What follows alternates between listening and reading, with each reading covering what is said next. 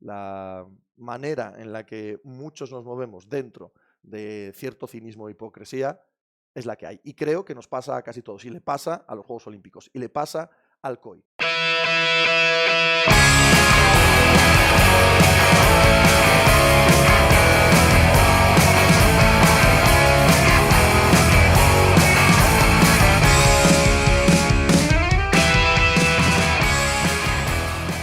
Hola, ¿qué tal? Hoy estamos a jueves 25 de julio del año 2024. Os hablo desde Torrelodones, en Madrid, en España. Yo soy Pepe Rodríguez y este es el programa número 1469 de la sección polideportiva de Pepe Diario. Estamos a un día de que se celebre la ceremonia de inauguración de los Juegos de París 2024. No es un asunto menor, de hecho es absolutamente consustancial. Es el asunto nuclear, el meollo de la mayoría de las organizaciones olímpicas, de la mayoría de los Juegos Olímpicos, que la ceremonia de inauguración se lleve tantísima atención por parte de los organizadores, por parte de las televisiones, por parte de los espectadores y de todo el mundo. ¿Por qué? Porque en esencia los Juegos Olímpicos son un asunto de propaganda de la ciudad que los acoge y del país donde esa ciudad está, y no hay nada mejor que tener una audiencia planetaria absoluta para, en ese ratito, que es un rato muy largo, el de la ceremonia de inauguración,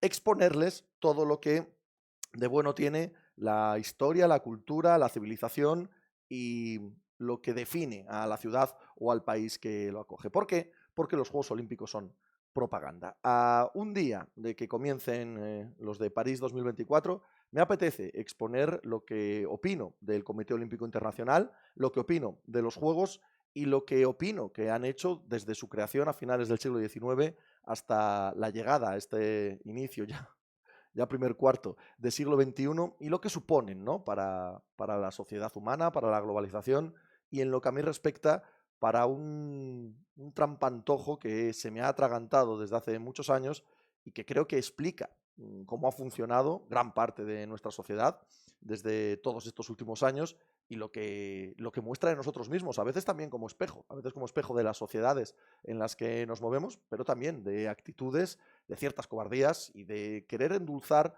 una realidad que, por supuestísimo, no tiene nada que ver con los cuentos de hadas del movimiento olímpico, de los valores olímpicos, de juntar a los mejores atletas del planeta y celebrar cómo seres humanos somos capaces de saltar más, de correr más, de llegar más lejos, más alto y más fuerte.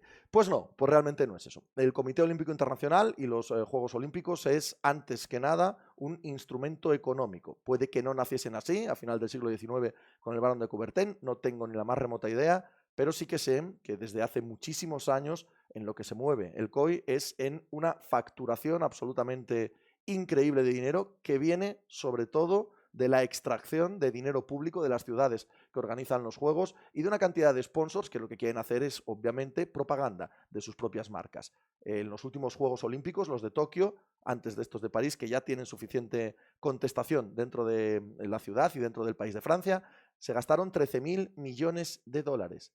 13.000 millones de dólares, siendo la inmensa mayoría de ellos dinero público extraído a la ciudadanía de Tokio y de Japón. La facturación fueron 7.000 millones. 13.000 de gasto, 7.000 de facturación. 7.000 de facturación que evidentemente no regresa al pueblo de Tokio ni al pueblo japonés, sino que va directamente para el COI. Va directamente para el COI, que es de lo que se encarga. Este ente económico se ha visto salpicado por innumerables escándalos, desde la época previa incluso a Samaranch, desde mitad de los años 60 del siglo XX. La manera de otorgar los Juegos Olímpicos se ha visto en los papeles, en las cárceles, en los juicios, en todos los lados. El ejemplo de Salt Lake City, Juegos de Invierno, que destapó la manera en la que se compraban voluntades de los miembros que votaban a través de regalos, sean más o menos legales, desde luego son inmorales, no hay ninguna duda de eso. También de todo tipo de agasajes cuando van a los viajes, de hoteles, de regalos no del todo explicados. Eso, Juan Antonio Samaranch se encargó de que no se auditase absolutamente nada ya en los años 80. Este heredero del franquismo se encargó de dirigir el Comité Olímpico Internacional hacia una nueva realidad en la que la opacidad era la marca, y no hacía falta explicar nada. Y él iba a todas las mejores suites, iba a los mejores restaurantes y hoteles del planeta, con una vida absolutamente de lujo, sin tener que dar explicaciones a nadie, consiguiendo que el Comité Olímpico Internacional fuese, por ejemplo, observador de las Naciones Unidas. Él consiguió los Juegos para Barcelona 92, a saber de qué manera lo haría. Vimos, porque acabaron en la cárcel, lo que sucedió en los Juegos de Río, cómo le quitaron los Juegos a Madrid comprando la voluntad de todos aquellos que votaban, pero sabemos, por esas pruebas, qué es lo que sucedía en todos los procesos de selección, hayan acabado o no en la justicia, esos regalos y esa manera de comportarse con aquellos que otorgaban los Juegos Olímpicos. Aquellos que otorgaban los Juegos Olímpicos y que se han movido siempre por ese interés económico y también político, por el interés político de poner en cada momento en el foco del mundo a los países, a las ciudades, a la representatividad de la civilización que quería el Comité Olímpico. Evidentemente, ese le ha llevado a aberraciones históricas, como que en Berlín, en el año 36, se celebrasen unos Juegos, con Adolf Hitler como gran propagandista, como utilización de estos Juegos para mostrar al planeta entonces lo que era Alemania, lo que iba a ser Alemania y lo que quería ser Alemania, y no falló. Es verdad que cuando le conceden los Juegos aún no había ganado las elecciones Hitler, pero bien que colaboraron con él, durante años para llevar adelante aquellos Juegos. La Guerra Fría, que se vivió finales de los 70, principios de los 80, con los Juegos a Moscú, con los Juegos a Los Ángeles, nada de todo aquello fue casual. La manera en la que trataron de expoliar a esas ciudades y de ese enfrentamiento en la Guerra Fría, de utilizarlo en beneficio propio por parte del COI. La manera en la que históricamente han mirado para otro lado en el dopaje hasta que se han visto completamente superados por él. Y estoy hablando desde los años 60. Desde los años 60 el dopaje ha sido intrínseco, ha estado completamente unido al Comité Olímpico Internacional. Y estos, hasta que les ha superado por encima de la cabeza toda la mierda que ha ido apareciendo, no fueron capaces de formar un sistema que mostrase que ese ideal de cada vez mejores, pero dentro de la hermandad, dentro de la honestidad, no estaba tampoco en sus ideales, porque ellos lo que querían, básicamente, era seguir facturando, seguir montando cada 4 años este verdadero circo en el que viven de una cantidad enorme de voluntarios en cada ciudad que se encargan de que todo funcione.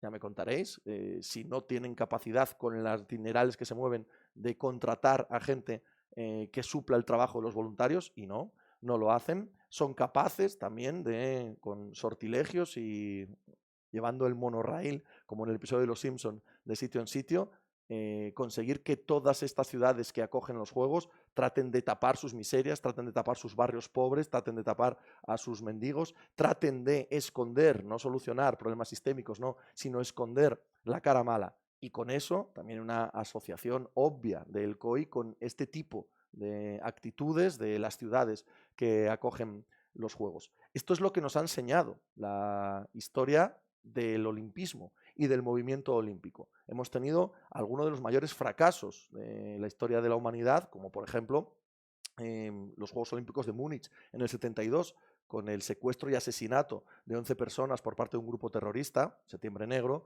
y la continuidad de los Juegos, no como si no pasase nada, pero prácticamente porque nadie puede parar este circo ambulante, nadie puede parar esta rueda absoluta de generar dinero a costa de los buenos sentimientos, a costa de las buenas intenciones y con un trasfondo evidentemente económico, social, político y de propaganda que nada tiene que ver con la idea original o con la idea prístina de juntar a los mejores atletas y hacerles competir. Sin más. Han sido capaces de generar desastres como lo de Atenas, como lo de Río de Janeiro, instalaciones completamente abandonadas, completamente inservibles, haber dejado parte de esas ciudades abandonadas a los matojos y a la miseria, después de haber pasado por allí, arrasando y no dejando un duro de muchos de esos organismos públicos que bien harían en gastarlo en cualquier otra cosa, pero